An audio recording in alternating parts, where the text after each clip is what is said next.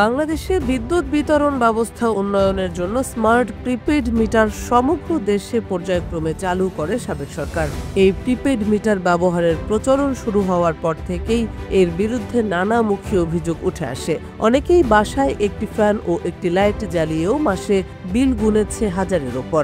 আবার কিছু কিছু ভুক্তভোগী মাসের পর মাস হাজার হাজার টাকা বিল দিয়ে অবশেষে বিরক্ত হয়ে পুরো বাড়ির সবকিছু বন্ধ করেও দেখেছে মিটার আপন গতিতে চলছে। এছাড়া ভোক্তাদের অতিরিক্ত চার্জ ও গোপন চার্জ দিতে হয় বলে বিদ্যুতের বিল আদায় ব্যবস্থায় স্বচ্ছতার অভাব রয়েছে এমন অভিযোগ উঠেছে একাধিকবার। তবে এবার দেশে নয়, পার্শ্ববর্তী দেশ ভারতে বিদ্যুৎ বিল নিয়ে ঘটে গেল চাঞ্চল্যকর এক ঘটনা।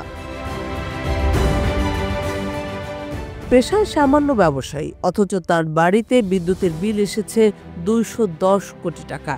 আর এই বিপুল পরিমাণ বিদ্যুতের বিল পেয়ে জ্ঞান হারানোর অবস্থা হলো তার। শুনতে অবাক লাগলেও এই বিস্ময়কর ঘটনা ঘটেছে ভারতের হিমাচল প্রদেশের হামিরপুরে। 10 জানুয়ারি শুক্রবার এক প্রতিবেদনে এই চাঞ্চল্যকর তথ্য জানিয়েছে ভারতীয় সংবাদ মাধ্যম টাইমস অব ইন্ডিয়া। সংবাদ মাধ্যমটি বলছে, ভারতের হিমাচল প্রদেশের হামিরপুর জেলার যতন গ্রামের বাসিন্দা ললিত ধীমান পেশায় একজন ছোটখাটো ব্যবসায়ী। তিনি জানিয়েছেন, প্রতি মাসে তিনি 2000 থেকে 2500 রুপি বিদ্যুতের বিল দেন, কোনো কোনো মাসে তারও কম। কিন্তু গত ডিসেম্বরে তার কাছে আসা বিদ্যুতের বিলের পরিমাণ দেখে প্রথমে বেশ আশ্চর্যই হয়েছিলেন। ভেবেছিলেন তিনি হয়তো ভুল দেখেছেন, তাই বিল নিয়ে প্রতিবেশীদের দেখান। প্রতিবেশীরা জানান, বিলের পরিমাণ দেখে তারাও স্তম্ভিত হয়ে গিয়েছিলেন। ললিতকে তারা জানান যে বিলের রুপির পরিমাণ 200 কোটির বেশি। আর এই কথা শুনে প্রায় জ্ঞান হারানোর মতো অবস্থা হয় ললিতের। মূলত ললিতের বিদ্যুৎ বিলের পরিমাণ দেখানো হয় 210 কোটি 42 লাখ 8,405 রুপি।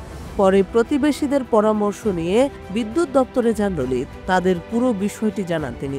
যদিও বিদ্যুৎ দপ্তর থেকে তাকে আশ্বস্ত করে জানানো হয় প্রযুক্তিগত ত্রুটির কারণেই এই সমস্যা হয়েছে। তারপর সেই বিলে অর্থের পরিমাণ সংশোধন করে 4000 রুপি করা হয়েছে। বিদ্যুৎ দপ্তরের কর্মকর্তারা জানিয়েছেন, ভুল করেই ললিতের কাছে গিয়েছিল কোটি টাকার সেই বিদ্যুৎ বিল। পরে তার বিল সংশোধন করে 4047 রুপিতে নামিয়ে আনা হয়েছে। অবশ্য ভারতে এই ধরনের ঘটনা এটিই প্রথম নয়। এর আগেও গুজরাটের ভালসাদে এক দর্জির কাছে বিদ্যুতের বিল এসেছিল প্রায় 86 লাখ রুপি, যা তার দোকানের সম্পত্তির মূল্যকে ছাড়িয়ে যায়। এই ঘটনার পর বিদ্যুৎ দপ্তরের কর্মীরা ওই দর্জির মিটার পরীক্ষা করেন, আর তখনই দেখতে পান ভুল রিডিং নেওয়া হয়েছে। এবার অনেকটা একই চিত্র দেখা গেল হিমাচল প্রদেশেও। সংবাদ মাধ্যমটি বলছে, ভারতের হিমাচল প্রদেশের হামিরপুর জেলার যতন গ্রামের বাসিন্দা ললিত ধীমান পেশায় একজন ছোটখাটো ব্যবসায়ী।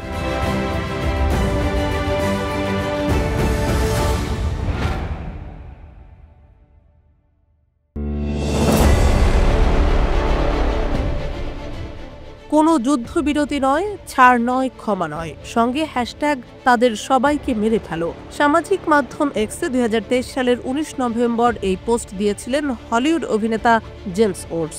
ফিলিস্তিনকে ইঙ্গিত করেই পোস্টটি দিয়েছিলেন দখলদার ইসরায়েলি রাষ্ট্রের এই কট্টর সমর্থক। তবে কথায় আছে না, অন্যের ক্ষতি চাইলে নিজেরও ক্ষতির সম্মুখীন হতে হয়। তাই যেন সত্য হলো জেমস ওটসের ক্ষেত্রে। ভয়াবহ মানবিক সংকট ও ইসরায়েলের নির্যাতনের শিকার ফিলিস্তিনিদের ক্ষতি কামনা করা জেমস ওটসের বাড়ি এখন দাউ দাউ করে চলছে। যুক্তরাষ্ট্রের লস অ্যাঞ্জেলসে সাম্প্রতিক ভয়াবহ দাবানলে পুড়ে ছাই হয়েছে জেমস ওটসের বিলাসবহুল ম্যানশন। সরকারি নির্দেশের পর সে বাড়ি ছেড়ে এখন বাস্তুচ্যুত এই দাপুটে অভিনেতা। বাড়ি হারানোর শোকে মার্কিন সংবাদ মাধ্যম সিএনএনের লাইভে অঝরে কাঁদতে দেখা গেছে তাকে। এ সময় তিনি বলেছিলেন, একদিন আপনি বাড়ির সুইমিং পুলে সাঁতার কাটছিলেন, আর পরের দিন দেখলেন সব শেষ। ওটসের সেই কান্নার ভিডিও মুহূর্তেই সামাজিক মাধ্যমে ছড়িয়ে পড়ে। ফিলিস্তিনের সমর্থকরা সেই ভিডিও শেয়ার করে লিখেছেন, অন্যের ক্ষতি চেয়ে নিজেই নিঃস্ব হয়ে গেলেন এই অভিনেতা।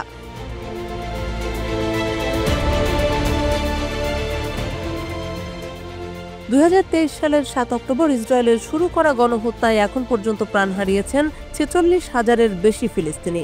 বর্বর ইসরায়েলি আগ্রাসনে ফিলিস্তিনিরা নিজেদের ভিটে বাড়ি হারিয়েছেন।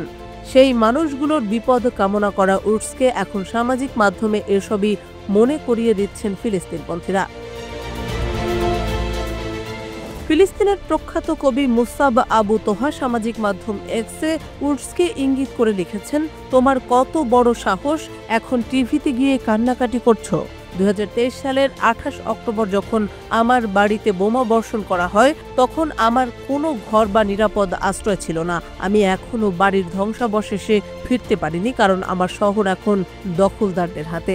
এছাড়া জলবায়ু পরিবর্তনের বিরূপ প্রভাব নিয়ে সন্দেহবাদী উডসের দাবানলে বাড়ি হারানোর বিষয়টিও নেটিজেনদের কেউ কেউ উল্লেখ করেছেন।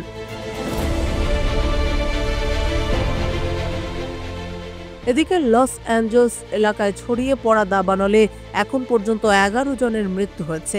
একই সাথে ধ্বংস হয়ে গেছে প্রায় 12,000 ভবন। এতে বাস্তুচ্যুতও হয়েছেন হাজার হাজার মানুষ। এছাড়া সান ফ্রান্সিসকোর চেয়েও বড় এলাকা জুড়ে ছড়িয়ে পড়েছে প্রাণঘাতী দাবানলের শিখা। শক্তিশালী সান্তা আনা বাতাসের কারণে গত মঙ্গলবার দাবানলটি শুরু হয়ে এটি বৃহস্পতিবার দুর্বল হয়ে পড়ে। পূর্বাভাসকারীরা সতর্কতা জারি করলেও এই সপ্তাহের শেষের দিকে বাতাস আবারও বাড়তে পারে।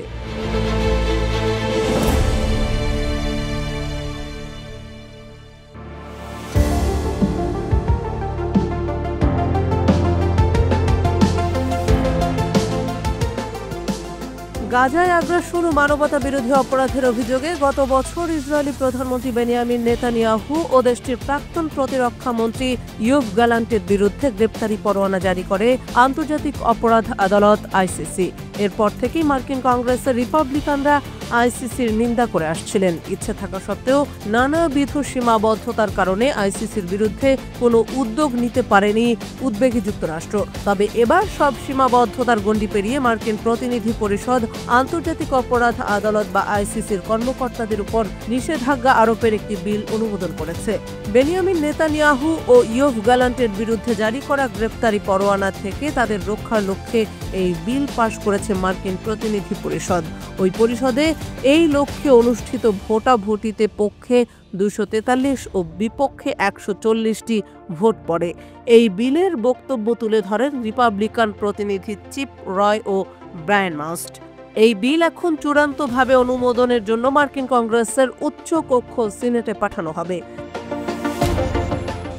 সিনেটে রিপাবলিকান দলের কর্তৃত্ব ও নিয়ন্ত্রণ রয়েছে বর্তমানে, তাই ধারণা করা হচ্ছে ইসরায়েলি নেতাদের উপর জারি করা আইসিসির গ্রেপ্তারি পরোয়ানার বিরুদ্ধে সম্ভাব্য সবচেয়ে কঠোর ভাষায় নিন্দা জানানো হবে মার্কিন সিনেটে। মার্কিন প্রতিনিধি পরিষদ বা সিনেট দেশটির ও এর মিত্রদের মাধ্যমে সুরক্ষিত ব্যক্তিদের গ্রেফতার করা, তাদের আটক করা ও তাদের সম্পর্কে কোনো তদন্ত চালানোর তৎপরতায় জড়িত ব্যক্তিদের উপর নিষেধাজ্ঞা আরোপেরও উদ্যোগ নিচ্ছে বলে জানানো হয়েছে। সম্ভাব্য নিষেধাজ্ঞার মধ্যে থাকবে এইসব ব্যক্তির সম্পদ মার্কিন যুক্তরাষ্ট্রে স্থানান্তরের উপর নিষেধাজ্ঞা এবং তাদের ভিসা সুবিধা বাতিল করা। উল্লেখ্য যে 2024 সালে হেগ কেন্দ্রিক আন্তর্জাতিক অপরাধ আদালত আইসিসি নেতানিয়াহু ও গ্যালান্টের বিরুদ্ধে যে গ্রেফতারি পরোয়ানা জারি করে, তার মাধ্যমে বিশ্বের প্রায় 126টি দেশে এই দুই যুদ্ধ অপরাধীকে গ্রেফতার করার সুযোগ সৃষ্টি হয়। এই 126টি দেশের মধ্যে বিভিন্ন দেশের সরকার জানিয়ে দিয়েছে যে ইসরায়েলি প্রধানমন্ত্রী ও তার সাবেক যুদ্ধমন্ত্রী এই দেশগুলো সফর করলে তাদেরকে অবশ্যই গ্রেফতার করা হবে। এর আগে এই গ্রেফতারি পরোয়ানার জবাবে মার্কিন প্রতিনিধি পরিষদ আইসিসির উপর নিষেধাজ্ঞা আরোপের উদ্যোগ নিলেও সিনেটে এ নিয়ে ভোটাভুটি হয়নি। এদিকে মার্কিন জনপ্রতিনিধি ইলহান ওমর এই বিলের বিরুদ্ধে তীব্র প্রতিক্রিয়া দেখিয়েছেন। বিলটির বিরুদ্ধে ভোট দেওয়ার পর তিনি এক্স সামাজিক মাধ্যমে লিখেছেন, বিশ্বের সবচেয়ে নারকীয় অপরাধের প্রমাণ তুলে ধরার কাজে নিয়োজিত মানবাধিকার বিষয়ক আইনজীবী সহ অন্যদেরকে বীর হিসেবে সম্বর্ধনা জানানো উচিত। তাদের শাস্তি দেওয়া উচিত নয়, যদিও যে যুদ্ধ অপরাধীদের তারা চিহ্নিত করেছেন তারা মার্কিন যুক্তরাষ্ট্রের মিত্র। আরেকজন মার্কিন জনপ্রতিনিধি রাশিদা তালিবও এই সামাজিক মাধ্যমে লিখেছেন, এই বিলের মাধ্যমে গণহত্যায় আসক্ত নেতানিয়াহুকে রক্ষার ব্যবস্থা নেওয়া হয়েছে, যাতে সে গাজায় গণহত্যা অব্যাহত রাখতে পারে।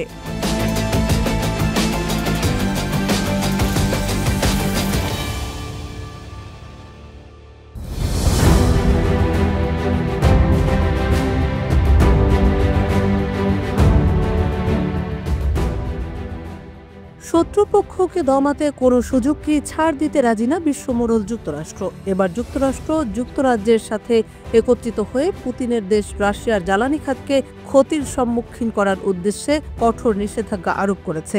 ইউক্রেনে শান্তি প্রতিষ্ঠার লক্ষ্যে 10 জানুয়ারি শুক্রবার এই পদক্ষেপ নেওয়া হয়েছে। ওয়াশিংটনের ভাষ্যমতে এই ঘোষণা কিয়েভ ও ডোনাল্ড ট্রাম্প প্রশাসনের জন্য কৌশলগত সুবিধা তৈরি করবে। খবরটি প্রকাশ করেছে ব্রিটিশ বার্তা সংস্থা রয়টার্স।